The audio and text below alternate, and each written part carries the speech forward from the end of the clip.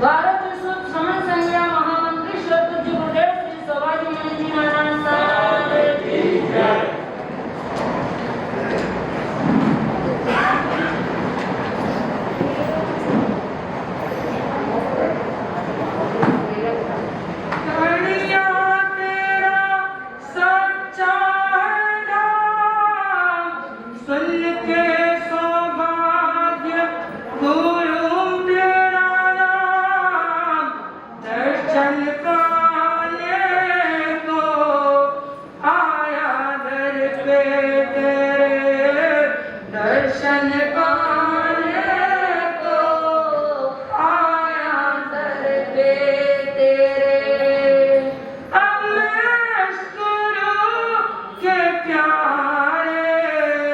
अपने भक्तों को परचा दिखाए, अमरीश गुरु के प्यारे अपने भक्तों को परचा दिखाए। गर्मी है जो जोरी कभी दर पे तुम्हारे फैलाए,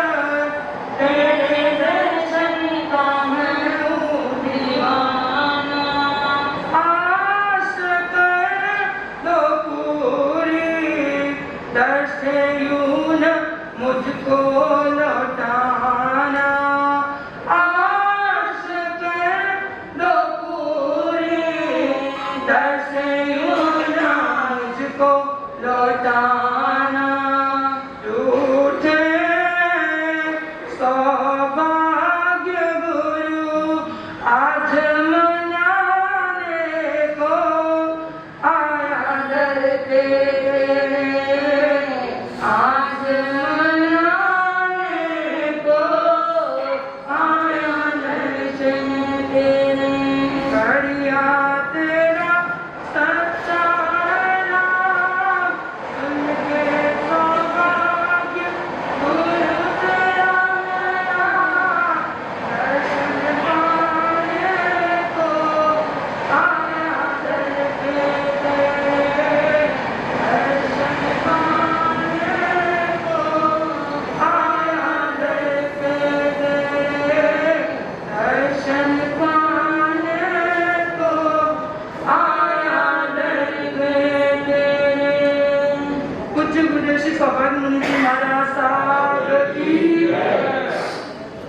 बाद जब गुरु के दर्शन होते हैं तब क्या क्या चीजें मन में आती है, उस पर एक कविता है। उस दिन मेरा अनंत पुण्य उदय में आया होगा, उस दिन मेरा अनंत पुण्य उदय में आया होगा, जब पहली बार आपके दर्शन का लाभ पाया होगा, जब पहली बार आपके दर्शन का लाभ पाया होगा। आपका तेज, आपका ओज और ज्ञान का खजाना, ऐसा लगता था मानो भगवान के समोक्ष अवसर में आ जाना। कोई आश्चर्य नहीं प्रवचन में सभी का मंत्र मुक्त हो जाना, कोई आश्चर्य नहीं प्रवचन में सभी का मंत्र मुक्त हो जाना। आपके प्रेम का वर्णन करने की मेरी कुछ नहीं क्षमता, आपके प्रेम का वर्णन करने की मेरी नहीं कुछ क्षमता। सरल भाषा में क्या खूब समझाते ज्ञान की व्यवहारिकता, सरल भाषा में क्या खूब समझाते ज्ञान की व्यवहारिकता। सोचती हूँ कैसे दूं आपको पुण्योत्सव पर विदाई, सोचती हूँ कैसे दूं आपको पुण्योत्सव पर विदाई। आपकी प्रज्ञा और पुण्य की है सागर से ज्यादा गहराई, आपकी प्रज्ञा और पुण्य की है सागर से ज्यादा गहराई। आपके ज्ञान सागर की अमृत की बूंद मात्र मुझ पर गिरी, आपके ज्ञान सागर की अमृत की बूंद मात्र मुझ पर गिरी, तो इस भटकते जीवन को एक सही दिशा मिली, तो इस भटकते जीवन को एक सही दिशा मिली। आपने मेरी आत्मा से कराया परिचय, आपने मेरी आत्मा से कराया परिचय। संसार लक्ष्य से मोक्ष तक पाने का किया मैंने निश्चय, संसार लक्ष्य से मोक्ष लक्ष्य पाने का किया मैंने निश्चय। कर्म आत्मा भव भ्रमण का जो सुन ले आपसे उपदेश, कर्म आत्मा भव भ्रमण का जो सुन ले आपसे उपदेश। एक बार तो सोचेगा ही क्यों ना बदल दूं मैं भी अपना वेश, एक बार तो सोचेगा ही क्यों ना बदल दूं मैं भी अपना वेश। इस लायक नहीं कि आपके उपकारों का मोल चुका पाए, इस लायक की नहीं आपके उपकारों का मोल चुका पाए। प्रार्थना आपसे ही है हम पर कृपा यूं ही बरसाए, प्रार्थना आपसे ही है हम पर कृपा यूं ही बरसाए, हम पर कृपा यूं ही बरसाए।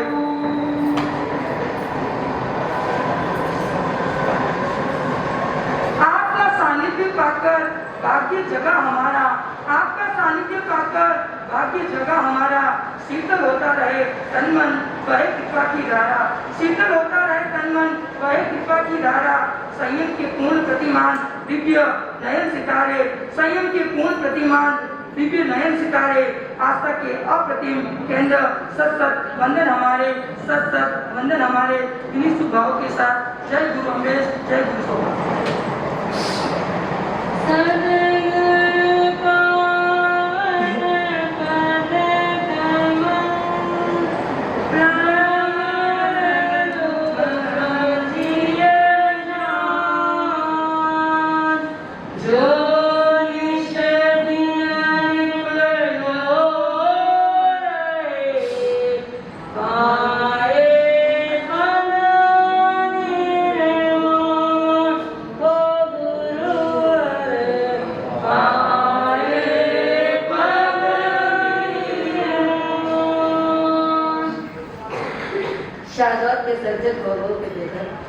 रागद्वेष के विनाशक विश्व वत्सल चरम तीर्थंकर शासन पिता परमात्मा भगवान महाविष्णु उन्हीं के आगे में विचरण करते हुए हिमालय स्वरूप मम आस्था के आने पहुंचे आचार्य भगवान सुखदेव मुनि महाराज की पावन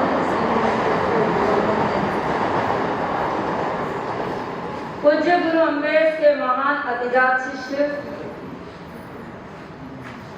हम सबके भाग्य विधाता, श्रमण संघ के संगठन प्रहरी, मुंबई के महान सर्जनकर्ता,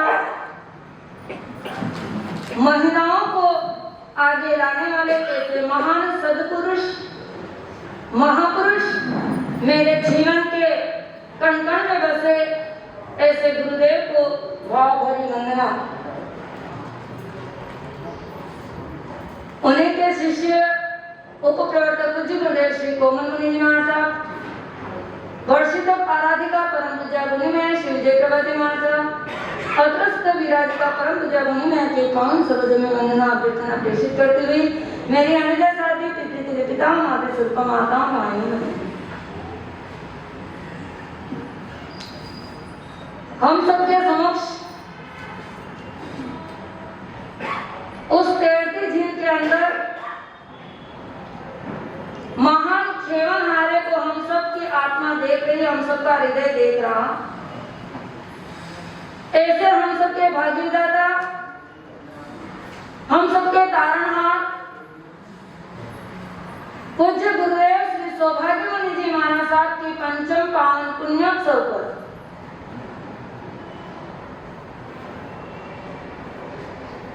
आज का यह चतुर्थ दिवस उस महागुरु की किस यात्रा की ओर ले जा रहा, जीवन का घोर सिद्धि की ओर। जब हमने कल देखा था कि उस नन्हे सुजान ने अपने उस महान लक्ष्य को निर्धारित करते हुए अपने आत्मा की आवाज को सुनते हुए जो 3 गुरुदेव उनको लेने के लिए आए थे और 7 भाई उनको गुरु की झोली में गुरु के स्थान पर बिठाने के लिए आए। 3 और 7 10 और 11 नंबर लगा था गुरु भगवान का, सुजान का सौभाग्य में परिवर्तित होने का। ऐसे जहां पर 1 और 1 मिल जाता है वो 11 हो जाता है। 1 की संख्या बहुत विचित्र है, ये भी ध्यान रखना। 1 और 1 माइनस कर दोगे तो 0 हो जाएगा, 1 और 1 को 2 जोड़ दोगे तो 2 हो जाएंगे और 1 और 1 को पास में बिठा दोगे तो 11 हो जाएंगे। जब उस सुजान का भाग्य भी उसी दिन से सौभाग्य में बदलने के लिए तत्पर हो गया, उसका साथ देने के लिए प्रकृति भी तैयार हो गई। 1 और 1 के साथ में बिठा देने जैसा संगठित कार्य प्रारंभ हो गया, 11 का अंक प्राप्त हो गया। तो वह उस महान आत्मा का जीवन सिद्धि की घोर की ओर ही बढ़ेगा, क्योंकि उसका प्रारंभिक बिंदु भी कितना पुण्यवान बिंदु मिला, कितना इस जीवन को साथ देने वाला मिला। और ऐसे 3 तो आए थे, ज्ञान दर्शन चारित्र और साथ में जुड़ गए तप के द्वार। तो ये हो गया मुक्ति का द्वार, जहां 4 मिल जाते हैं मोक्ष प्राप्त हो जाता है। ज्ञान दर्शन चारित्र और तप, क्योंकि उन्होंने स्वाध्याय की अग्नि में भट करके, स्वयं के आत्मचिंतन की भट्टी में तप करके वह जो कुंदन की तरह निकले थे, यह उनका सबसे बड़ा तप था। और दान, शील, तप और भावना, ये भी 4 मिलते हैं तो मोक्ष निश्चित होता है। गुरु के साथ सभी प्राप्त हो गए। दान उन्होंने अपने जीवन का गुरु के प्रति समर्पण रूप से किया था और शील सदाचार तो उनका था ही था, तब उनका स्वाध्याय था और भावना गुरु के प्रति अहोभाव थी। और जहां पर 4 मिले, 4 के साथ 4 और मिले, 8 हो गए। जहां 8 हो जाता वहां ठाठ ही ठाठ रहता है। और चिंतन का विषय, जो अपने जीवन को संघर्षों के साथ जोड़ता नहीं है, संघर्षों के साथ वो बहता नहीं है, संघर्षों से अगर मुंह मोड़ देता है तो उसका जीवन कभी निखरता, उसका जीवन कभी इतिहास के पृष्ठों पर नहीं आता। जिस महापुरुष का जीवन इतिहास के पृष्ठों पर आया तो सोच लीजिए उन्होंने अपने जीवन को कितने संघर्षों के साथ जोड़ा था, कितनी प्रतिकूल परिस्थितियों से अपने जीवन को उनके साथ बढ़ते गए, तूफान चलता गया, तूफान उड़ता गया, और ये क्या है, पुरुषार्थ के कदम की तरह से आगे बढ़ते गए। ऐसे गुरुदेव के जीवन के विषय में मैं क्या कहूं? सुन लीजिए, सुन रहे थे इतनी देर आप भी कि गुरुदेव एक बार मिलते हैं तो जीवन की क्या कल्पना होती है, वो सुन रहे थे। मैं भी अपनी चाहत बताती हूँ कि वास्तव में कहा जाता है कि घर का गर्जन नहीं, धरा को वर्षण कीजिए। यानी जब तक मेघ गरजते रहेंगे उससे धरती को कोई फायदा नहीं मिलता है। धन का गर्जन नहीं, धरा को वर्षण की जरूरत है। धन का वर्धन नहीं, उसके विसर्जन की जरूरत है। धन कितना भी बढ़ा लीजिए, उससे कोई फायदा नहीं है। नाम सुना होगा आपने किसका, मम्मण सेठ का। कितना धन बढ़ाया था, दिन रात एक किए थे। महान श्रेणी का राजा की उस शील सौंदर्य की प्रतिमूर्ति महारानी चेलना ने देखी। ओह, इस नगरी में इतना दरिद्र वहां भी कोई व्यक्ति है जो दिन देखता है, रात देखता है, कितनी मेहनत करता है। पर जब पता चला तो कितना ओह, स्वयं महाराज श्रेणी आश्चर्य में पड़ गए थे। इतना धन था पर काम क्या आया। धन सिकंदर के पास भी था, पर जब अंतिम समय आया था, गुरु का सानिध्य मिला था, कहा मेरा जितना भी वैभव है तुम्हें समर्पण करता हूँ, पर मुझे क्या कर दीजिए, एक दिन का समय दे दीजिए। क्या मिला था समय? धन का वर्धन नहीं, विसर्जन की जरूरत है। जहाँ विसर्जन होता है वहाँ अपने आप ही क्या होता है, लाभ मिलता है, अर्जन हो जाता है। ज्ञान प्राप्ति के लिए आप गुरु के पास जाते हो तो ज्ञान प्राप्ति के लिए आप गुरु के पास जाते हो तो मन के अहम को नहीं, उसके समर्पण की जरूरत होती है। उनको तो समर्पण की जरूरत होती। मन का अहंकार लेकर के जाएंगे तो बाहुबली की तरह हमें भी वर्षों या तपस्या सपनी पड़ेगी। जो ही मन के हृदय से अहंकार की छाया निकलेगी, अहंकार का कांटा निकलेगा, जो ही उसी बाहुबली को क्षण भर में केवल ज्ञान हुआ। वैसे ही गुरुदेव ने अपने जीवन को संवारा, वैसे ही हमारा जीवन भी करके देर नहीं होगी।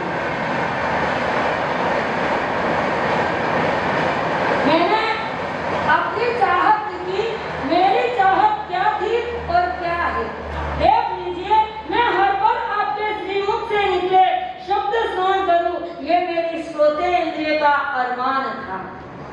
यानी मेरी पांचों इंद्रियां गुरु के प्रति क्या कह रही है और क्या चाह रही है, उस विषय में शायद आपके भी भाव वैसे होंगे, नहीं होंगे, या कैसे हैं, सुन लीजिए कि मैं हर पल आपके श्रीमुख से निकले शब्द श्रवण करूं, ये मेरी श्रोते इंद्रिय का अरमान था।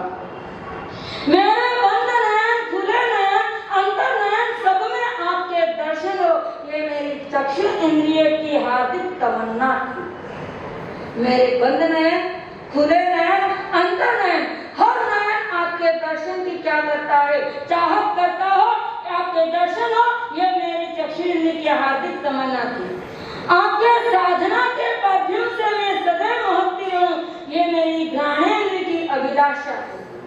क्योंकि साधना तो अभी भी गुरुदेव प्रत्यक्ष रूप से नहीं है, लेकिन परोक्ष रूप से हर हृदय में विराजमान है। आपके हृदय में हो नहीं हो ये मैं नहीं कह सकती हूँ, क्योंकि मुझे अभी तक इतना ज्ञान प्राप्त नहीं हुआ, पर लेकिन मैं अपने भावों को जरूर आप तक पहुँचा सकती हूँ कि मेरे कण कण में, हृदय में, रोम रोम में मेरे बसे गुरुदेव के प्रति आस्था है कि आपके साधना के परफ्यूम से मैं सदैव महकती रहूं, ये मेरी घ्राणेंद्रिय की अभिलाषा है। आपके आत्मिक मृदुता रस का सदैव आस्वाद करती रहूं, ये मेरी रसनेंद्रिय की तृप्ति है। आपके आत्मिक मृदुता रस का सदैव आस्वाद करती रहूं, ये मेरी रसनेंद्रिय की तृप्ति है।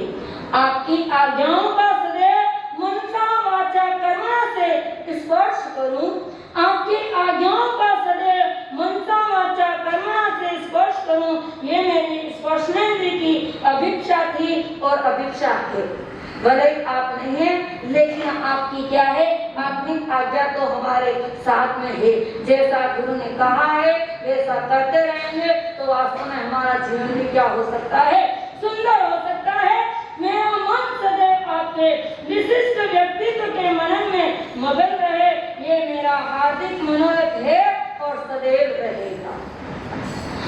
मेरे शब्द सदैव आपकी स्तुति के पुष्पों से सुरभित रहे, ये मेरी जिह्वा की मृदु कामना है और रहेगी। मेरी काया सदैव आपके योग्य सेवा में रहे, रत रहे, ये मेरी तपस्या थी पर ये हो नहीं सकता, ये मेरी पूरी नहीं है। मेरी काया सदैव आपके योग्य सेवा में रत रहे, ये मेरी तपस्या थी, आदि तमन्ना थी पर हो नहीं पाया।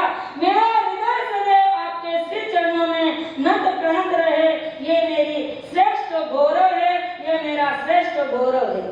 आपके जीवन दर्शन एवं आपकी स्तुति में सदैव लिखूं, ये मेरे हाथों की उच्च आशा है, ये मेरे हाथों की उच्च आशा है। आपकी ऊर्जा से मैं अविराम अनथक चलती रहूं, आपकी ऊर्जा से मैं अविराम अनथक चलती रहूं, ये मेरे कदमों का काम्य है।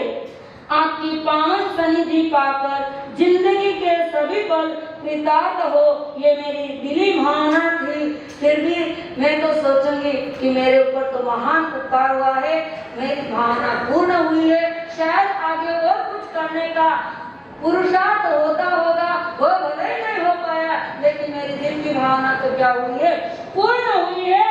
आपके श्री चरणों में मेरी सांसें संपूर्ण हो, ये मेरा चरम ध्येय था। आपकी सनिधि में मैं मुक्त एवं परिनिवृत्त बनूं, ये मेरा परम लक्ष्य है, ये मेरा परम लक्ष्य है। वेदना की धूप में मैं पड़ रही हूँ, वेदना की धूप में मैं पड़ रही हूँ, तोड़ कर साहस धरा पर चल रही हूँ। वेदना की धूप में मैं पड़ रही हूँ, तोड़ कर साहस धरा पर चल रही हूँ। नाप लूंगी राह की दूरी क्षणों में, नाप लूंगी राह की दूरी क्षणों में, उत्कृष्ट भावना से गुरु दर्शन को जा रही हूँ, उत्कृष्ट भावना से गुरु दर्शन को जा रही हूँ। मैंने पूज्य गुरुदेव श्री सौभाग्य मुनि जी महाराज साहब जब कड़िया में विद्यमान थे, तब मैंने उनके समक्ष एक कविता लिखी थी, पर मेरा यह दुर्भाग्य था कि मैं गुरुदेव को सुना नहीं पाई थी और हमारा विहार भी हो गया, बता नहीं पाई। उसी कविता में आगे मैंने पुण्यतिथि पर जोड़ दिया है, वो भी मैं आपके समक्ष आज रख देती हूँ, क्योंकि कल तो शायद मुझे इतना समय नहीं मिलेगा, और मिलेगा तो गुरु के गुण तो अनंत अपथ्य है, जितना गाँव उतना ही क्या है, कम होता है।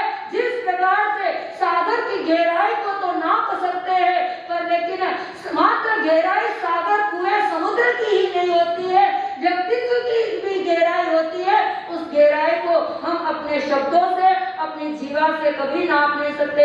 ऐसे महापुरुष जिन्होंने इस जीवन के अंदर आध्यात्मिकता के साथ में, स्व कल्याण के साथ में पर का कितना कल्याण किया, और उस स्व पर कल्याण के साथ में स्वयं को न भूलते हुए उस मार्ग की ओर पहुंचने का प्रयास किया है, ऐसे महापुरुषों के जीवन की गौरव गाथा मैं तो क्या हजारों जीवाएं भी एकत्रित हो जाए तो भी उनके गौरव गाथा हम गा नहीं पाते।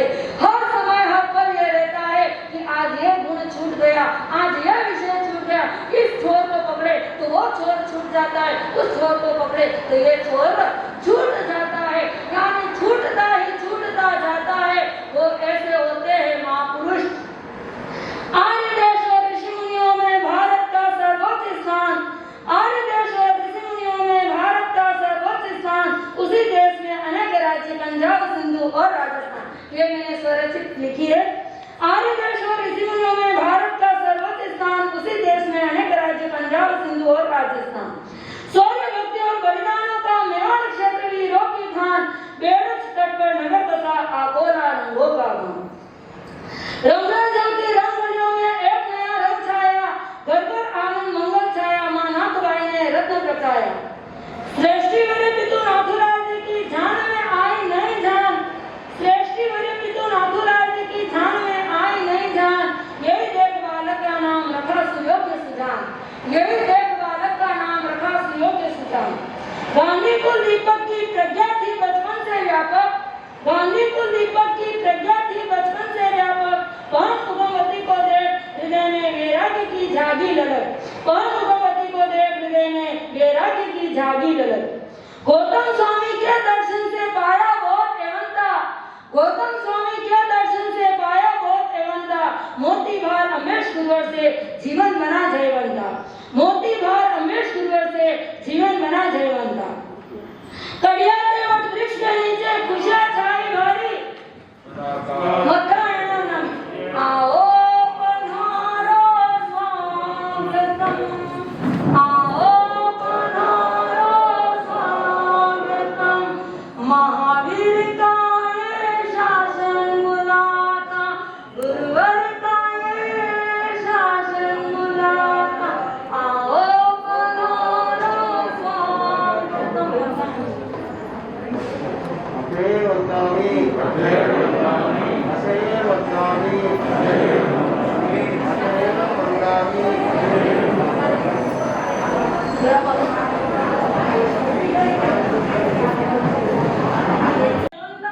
मोती भार अमेश गुरुवर से जीवन बना जयवंता।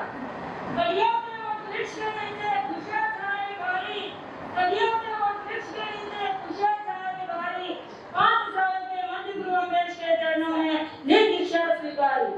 ज्ञान का पानी दर्शन की हवा और चारित्र का पाया प्रकाश, ज्ञान का पानी दर्शन की हवा और चारित्र का पाया प्रकाश, संयम का वट वृक्ष फला सेवा सद्गुणों से किया विकास, संयम का वट वृक्ष फला सेवा सद्गुणों से किया विकास। विक्रम संवत 2077 आया आसोज मास, विक्रम संवत 2077 आया आसोज मास, पारस तिथि आई कैसी, पारस तिथि आई कैसी, गुरुवर हो गए स्वर्गवास, गुरुवर हो गए स्वर्गवास। प्रज्ञा है चरणों की चाकर कौन बुलाए विद्या आओ पास, प्रज्ञा है चरणों की चाकर कौन बुलाए विद्या आओ पास। देर से दूर हुए हो गुरुवर, देर से दूर हुए हो गुरुवर, मन मंदिर में करो प्रकाश, देर से दूर हुए हो गुरुवर, मन मंदिर में विराजो खास, मन मंदिर में विराजो खास। किसी भाव के साथ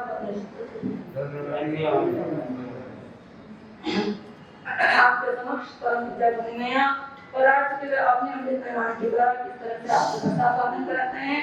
होली का पंचम दिवस भी आपके समक्ष आया। साधु का किस तरह से, साधु कैसे होते हैं, कितने होते हैं, चलिए सुनेंगे गुरुमैया के भाषण से। आज हम मनाने जा रहे हैं होली पर्व का 5वां दिवस। ये भी एक पर्व है और ये ऐसा पर्व है कि इसका ये समय के अनुसार ही प्रारंभ होता, समय से पूरा होता। अगर प्रारंभ आपने किया है तो पूरा तो हो गई। ऐसा होली पर्व का आज 5वां दिवस। नमो लोके सर्वसाहुनम, हमें वंदना करनी है लोक में जितने भी साधु साध्वी है उनको। अब वे कितने हैं ये आपको देखना है। तो क्या लिखा है, जगन्य 2000 करोड़, उत्कृष्ट 9000 करोड़ साधु जी, वो साध्वी जी भी जगन्य 2000 करोड़, उत्कृष्ट 9000 करोड़, दोनों मिला करके नहीं है, दोनों अलग। अब ये संख्या महाविद्या की अपेक्षा से, यहाँ की अपेक्षा पहले एरावत क्षेत्र हो, बनिए जम्मू के भरत क्षेत्र हो, यहाँ पर कितने साधु साध्वी है क्या है नहीं है वो अलग है, उनकी संख्या इधर नहीं थी। ये महाविद्या क्षेत्र में एक तीर्थंकर भगवान के 100 करोड़ साधु थे, 100 करोड़। अब आप कहेंगे कि कोई देवलोक हो गए, तो देवलोक हो गए उसी समय किसी की दिशा संख्या में कोई अंतर नहीं, उनकी गिनती बराबर है। 100 करोड़ साध्वी थी एक भगवान की, तो वो भी अगर केवल ज्ञान हो गया है या मोक्ष हो गया है, तो इस तरह से वो उसी समय वो देवलोक नहीं दिखे, उससे पहले ज्ञान दिशा हो जाती, वो केवल ज्ञान नहीं हुए, केवल ज्ञान हुआ इधर दिशा हो जाती। ऐसी परंपरा अनादिकाल से है। महाविद्या क्षेत्र की रचना तो बहुत अच्छी है, भगवान अजितनाथ जी के समय की है। चौथे आर्य का तो चौथा आर्य का प्रारंभ कहाँ से हुआ? अजितनाथ जी भगवान से, क्योंकि ऋषभ भगवान तो तीसरे आरे के अंत में हुए, तो चौथा आरा कहाँ से प्रारंभ है? अजितनाथ जी भगवान के समय में। तो अजितनाथ जी भगवान के समय में चौथा आरा प्रारंभ हुआ, तो वो चौथे आरे भी कितना बड़ा है? 2 करोड़ सागरों। चौथा आरा 1 करोड़ सागरों को में 42,000 वर्ष अब इतना लंबा चौड़ा वो है, तो उनमें चाहे वो प्रारंभ से गिनती इधर से लगाओ अंत तक उसकी गिनती बनी रहेगी, तो करोड़ा करोड़ी किसे कहते हैं? इतने लंबे काल में 23 तीर्थंकर, 9 बलदेव, 9 वासुदेव, 9 प्रतिवासुदेव और 11 चक्रवर्ती, ये सब चौथे आरे में। इतने सारे सब, 1 तीर्थंकर, 1 चक्रवर्ती, तीसरे आरे। बाकी 11 चक्रवर्ती, 23 तीर्थंकर, 9 बलदेव, 9 वासुदेव, 9 प्रतिवासुदेव, सारे श्रावी पुरुष चतुर्थ आरे में। ऐसा चौथा आरा प्रधान है। तो वो चौथा आरा वहां पे है, वही यहाँ अंतिम समय का नहीं, प्रारंभ समय का महाविद्य क्षेत्र में है। तो ऐसे साधु कितने कितने हो गए? एक भगवान के कितने 100 करोड़ है, तो कितने हो गए? 2000 करोड़। अब 9000 करोड़ कैसे होंगे? 2000 करोड़ 30,000 करोड़ ना, कैसे होंगे? वो भी देखना तो पड़ेगा। यानी 9000 करोड़ का अर्थ यह है कि जब वो उत्कृष्ट तीर्थंकर की संख्या होगी, उत्कृष्ट संख्या कब तक होती है? 160 अथवा 170, और ये 170 तीर्थंकर कब हुए थे? अरे अजितनाथ जी भगवान के समय में, चौथे आरे के प्रारंभ में 170 तीर्थंकर। उस समय की संख्या है जगन्य उत्कृष्ट 9 करोड़। साधु जी भी 9 करोड़ उस समय हुए थे, और साध्वी जी 9 करोड़ उस समय हुए थे। तो इस तरह से ऐसे नमो लोहे सभी साधु साध्वी जी को क्या करते हैं? नमस्कार करते हैं। उनके गुण कितने हैं? 27 ही है। साधु जी के गुण 27 और साध्वी जी के भी तो थोड़ा तो कम हो ही, आपके मन में तो कमी बनी हुई। संघ तो, समाज तो साधु और साध्वी में भी भेद मानता है, भेद ही मानता है। अभी ये गुरुदेव का मना रहे हैं, तो अपना तो मना ही नहीं। गुरुदेव है तो गुरुदास, उनके नाम से हम स्मृति पर्व मना रहे हैं, और आप अपने काम से निवृत्त नहीं होना चाहते, सब काम में लगे हुए हैं। चातुर्मास कराते हैं को बंद करो, ये सब करा नहीं।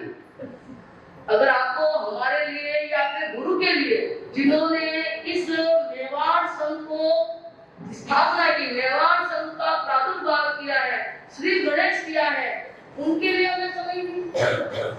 उन्होंने इतना सब कुछ किया है, हम उनके लिए क्या करें?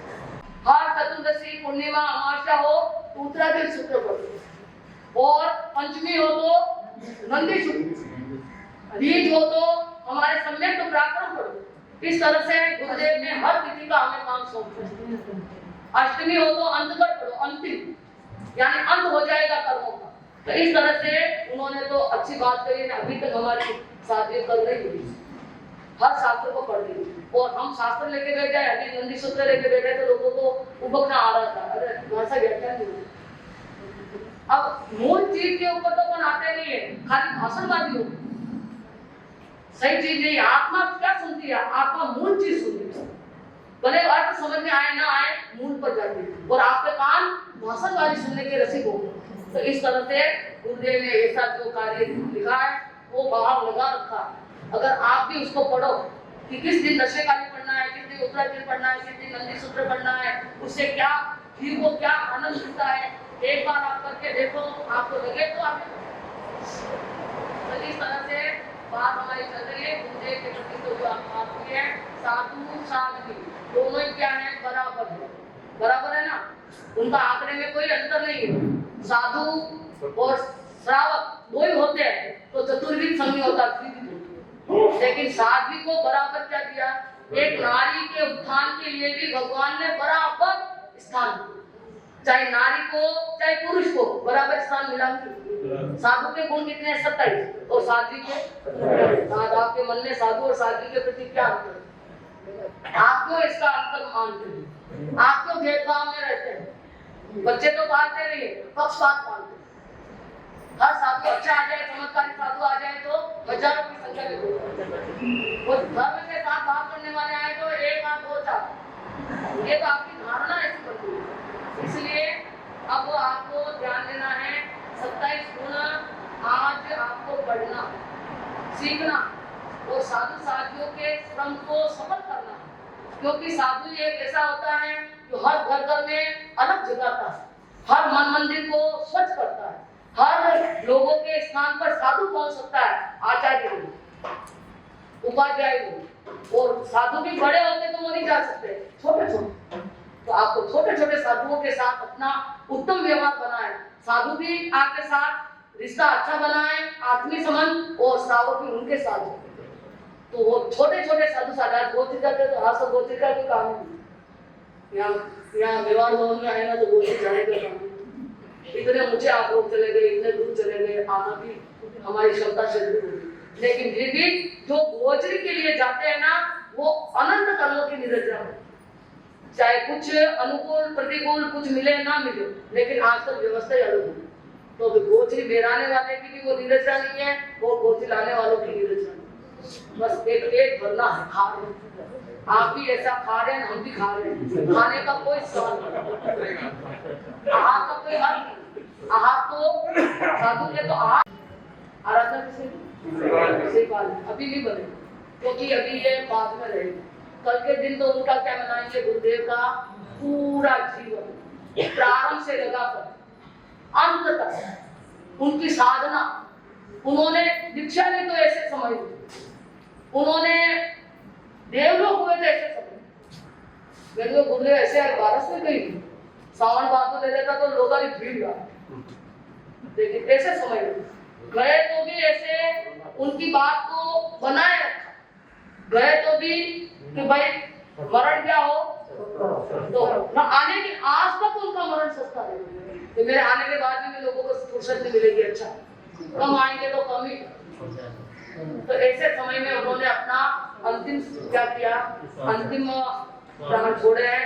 तो ऐसा बारिश के दिन मैं कहूँगी आप अपने घर पे हो, अपने स्थान पे जो ये बारिश आती है उस बारिश को आएंगी और नीली या आएंगी करो नीली करो, चलो हम छूट दे देते हैं, अपनी बात नहीं देंगे हो वो कभी भी हो। और कम से कम 5 समय गुरुदेव आपके साथ मेरा सहयोग प्राप्त, मुझे आनंद मिल जाए। तो इस तरह से गुरुदेव का जीवन, अरे क्या उनका जीवन था, विराट जीवन था।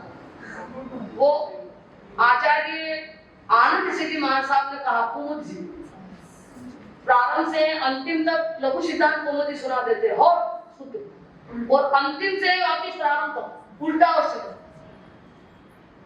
सूत्र कभी इधर उधर ही बराबर और लगातार बिना रुके ऐसे सुना। तो तत्वार सूत्र है तो पीछे से आगे, आगे से पीछे सुनो, और कहते हैं कि मेरा सुनते देखो फिर तुम याद। हमको भी कितनी बार उन्होंने सुना कि इस तरह से प्रारंभ करो, पूरा करो, पीछे से आओ।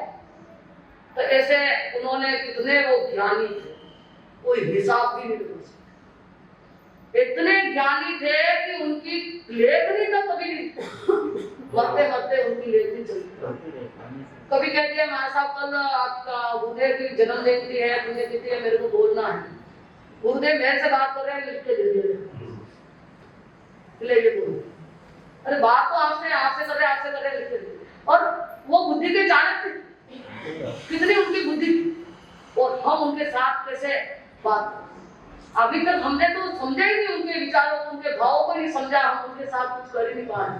तो इस तरह से अब कल का दिन मुख्य दिन है, उस दिन अपने को किस तरह से सब आओगे तो सही कर दो, नहीं आओ तो आज ही बोल के जाओ, क्योंकि मैं सबको जानती हूँ बोल कि मैं नहीं आ सकता। तो हम कल अपने आओ, हाँ वहाँ पे कुछ नहीं है, यहाँ कर लेना। तो आप नहीं आओ तो मुझे भी एतराज नहीं है, मैं ये देखना चाहती हूँ उनके प्रति कितनी श्रद्धा है लोगों को। उन्होंने जो आपको दिया है उसकी बदौलत आप क्या कर रहे हैं। तो इसलिए कल नहीं आओगे, वो मेरे को मिल के जाए, बोल के जाए, वहां से कल मैं नहीं आ सकता हूँ, मेरे ये काम और नहीं बोल के जाओ तो आना पड़ेगा। और मैं तो कहती हूँ नहीं आओगे कल तो बाद में कभी मत आना, मेरे को जरूर। अगर गुरु जयंती, गुरु की हम अपने गुरु को मना रहे हैं, गुरु की पुण्यतिथि मना रहे हैं, जन्म जयंती मना रहे हैं, उस दिन अगर आप नहीं आ सकते हैं, उनके लिए वक्त नहीं निकाल सकते हैं, तो आगे मुझे उनसे क्या बात है, उनसे क्या करना। तो इस तरह से अवश्य ही गुरु के साथ बने रहने के लिए कल की तारीख आपके सामने प्रस्तुत होने जा रही है। द्वादशी, 12 और शनिवार, गुरुदेव देव लोग पे सोमवार, अभी क्या है और तिथि से ही अच्छा है, क्योंकि तिथि हमारे जैन धर्म का निर्णायक पर्व, तिथि पर्व है और तिथि के साथ हम जुड़ेंगे तो बहुत अच्छा रहेगा। बहुत कुछ कहने में आया है, आप आए हैं इसलिए बोलना आपको ही पड़ता है।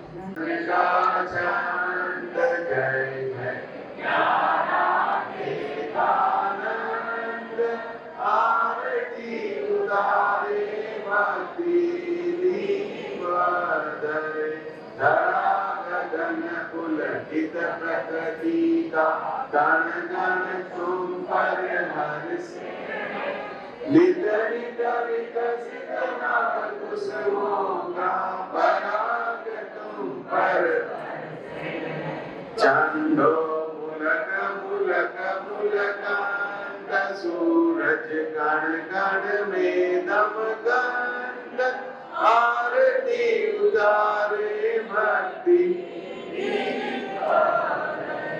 आकर तुमको धन्य धरा, जिन शासन गौरवशाली है, कदम कदम पर नव बसंत है, कदम कदम दिवाली है, आकर दर्शन सब हर्षांत, जय जय त्रिभुवन पूजित संत, आरती उतारे भक्ति दीप धरे, जनक किशोरी के सुत पर त्रिभुवन आज निशावर, अम्बा गुरुवर मंगल मूरत, समता साधक मुनिवर, मौक्तिक पार शीश गुणवंत, सब जन धन धन शात वदंत, आरती उतारे भक्ति दीप धरे, फतेह नगर की पुण्य धरा पर पावन नाम मान, स्वर्ग सिधारे जहाँ पर लाखों भक्तों के भगवान है, सेवा करते सुर नर नंदन, जन्म जन्म के मान, आरती उतारे भक्ति दीप धरे, कीर्ति गमना धारण करती, दसों दिशाएं हर्षित है, भक्त भ्रमर गुण कीर्तन विरचित, यश चरणों में गुंजित है, प्रतिपल वर्धित कुमुदानंद,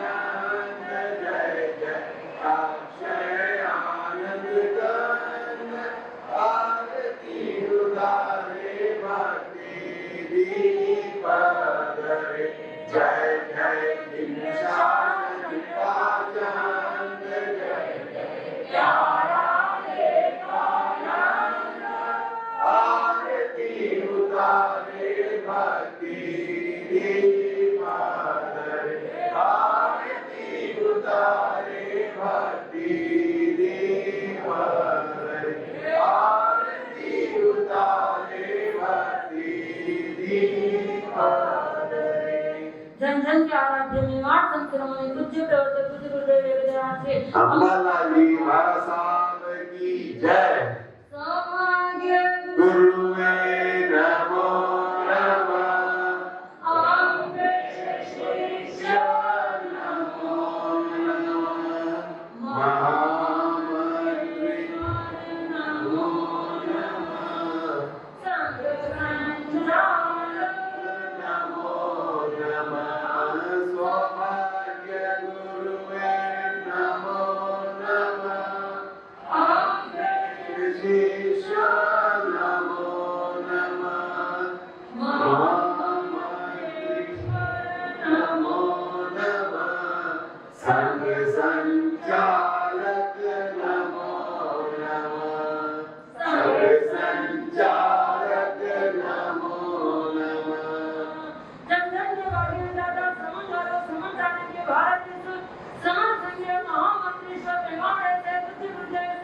सौभाग्य मुनि की महाराज साहब की जय।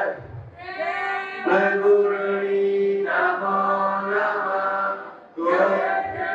गुरुणी नमो नमः, कोकिल कांडी नमो नमः, विद्यादायिनी नमो नमः, प्रेम गुरुणी नमो नमः, जय जय गुरुणी नमो नमः, कोकिल कांडी नमो नमः, विद्यादायिनी नमो नमः, विद्यादायिनी नमो नमः। राष्ट्र ज्योति राजस्थान सैनिक प्रवर्तन भूषण गुरु माता श्री प्रेमवती जी महाराज साहब की जय।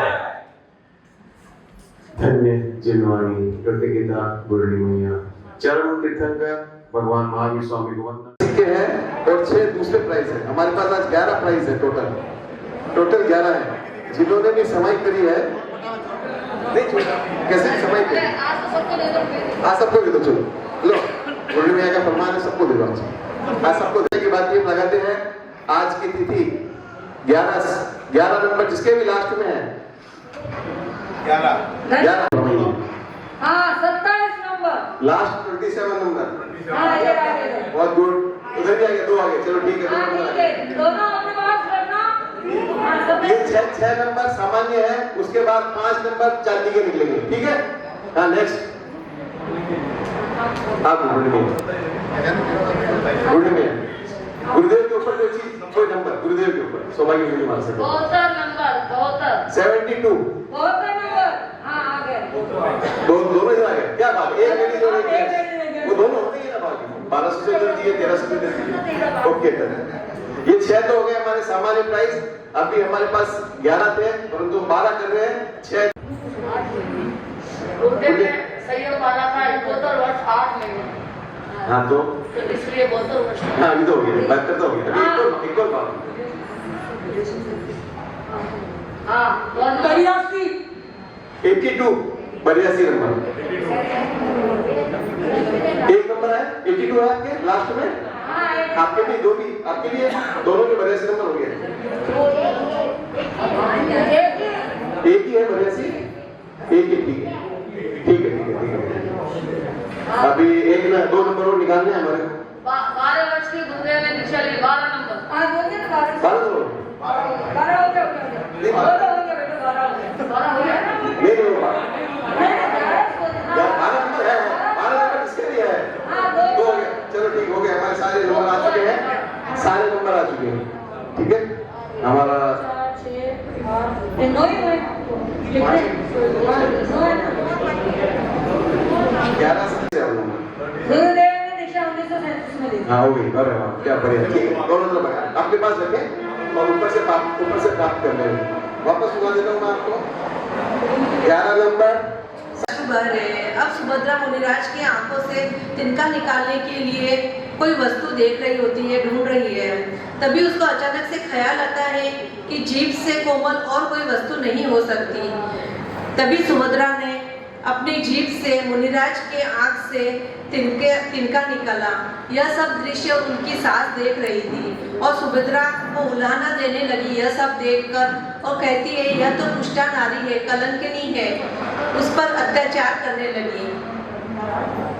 एक दिन राजा ने ऐलान करवाया कि ऐसी कोई धर्मनिष्ठ श्रावक है जो चंपा के द्वार खोलेगा, कच्चे सूत की छलनी से पानी निकालेगा कुएं से और फिर वो पानी छिड़कर चंपा के द्वार कौन खोल सकता है। नगरी के बहुत से श्रावक आए। उन्होंने कच्चे सूत की छलनी से पानी निकालने की कोशिश की लेकिन वह नहीं निकाल पाए। गवकार मंत्र के स्मरण से और धर्म के प्रभाव से सुभद्रा को यह बात जब पता चली तो वो दौड़ी आई और कच्चे सूत की छलनी से पानी निकालने लगी। पानी निकालकर चंपा नगरी के द्वार पर उसने पानी छिड़का और वह द्वार खुल गए। सभी ने जय जयकार किया। सुभद्रा का सभी ने जय जयकार किया। यह तो नारी शीलव्रती और धर्मनिष्ठ सुश्राविका है। उसके सारे कलंक मिट गए और चंपा के द्वार खुल गए। इस तरह यह सती सुभद्रा की कहानी है। बोलिए सती सुभद्रा की, सती सुभद्रा की जय जय। नमन। यहाँ पर विराजित चारित्र आत्माओं को वंदन नमन। सभी को सादर जय जय। जैन आगमों में 16 सतियों का वर्णन आता है जिन्होंने पतिव्रता बनकर हम नारियों के लिए एक शील का आदर्श प्रस्तुत किया है। उन्हीं में से 2 सतियों का हम वर्णन कर रहे हैं, कुंती और द्रौपदी जी। कुंती जी, जैन धर्म में कुंती जी को 16 सतियों में से एक माना जाता है। उनका जीवन आत्मनियंत्रण, त्याग और आध्यात्मिक ज्ञान का प्रतीक है, जो उन्हें हमारे आगमों में एक महत्वपूर्ण स्थान दिलाता है। द्रौपदी जी ने के 5 पति होते हुए भी वह सती कहलाई। द्रौपदी जी ही वो शक्ति है जिन्होंने पांडवों को अपने सम्मान के लिए लड़ने की प्रेरणा दी और कौरवों के विनाश का कारण बनी। महाभारत में चीरहरण कौरवों के द्वारा उनका किया गया, जिसके बाद भगवान श्री कृष्ण ने द्रौपदी जी की लाज बचाई और इसी घटना ने महाभारत जैसे महासंग्राम की नींव रखी। कुरुक्षेत्र के भीषण युद्ध के बाद द्रौपदी जी ने अपनी सास कुंती से कहा, माता देखो ना, मेरी एक छोटी सी बात से कितना द्वेष कलह फैल गया और महाभारत जैसा महासंग्राम हो गया। चारों तरफ हिंसा ही हिंसा हो रही है। यह हमारे धर्म के विरुद्ध है। इससे हमें सद्गति प्राप्त नहीं हो सकती।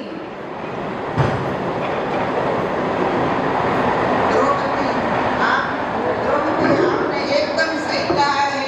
यह सब राग द्वेष परवर्ती हमारा और ही बिगाड़ देगी। क्यों ना हम निकलकर भगवान प्रभु की शरण में चले जाएं और संयम धारण करें। कर्ण सहित मेरे 6 पुत्रों को मृत्यु प्राप्त हो गई है। युद्ध होने से कहीं असहाय वेदनाओं को सहन करना पड़ा। यह सब मोह और राग का विषय है, अतः हमें इन सब से मुक्त होना है। यह सब संसार आसान है। हाँ माता, यह सब क्लेश, द्वेष, झगड़ा आदि होने से हमें कुछ लाभ नहीं मिलने वाला। इससे अच्छा है हम प्रभु के श्री चरणों में जाकर संयम अंगीकार करें। वही हमें मुक्ति मार्ग तक पहुंचाने में सहायक होंगे। चलो माता, हम माँ सतिया जी के पास चलकर दीक्षा अंगीकार करते हैं।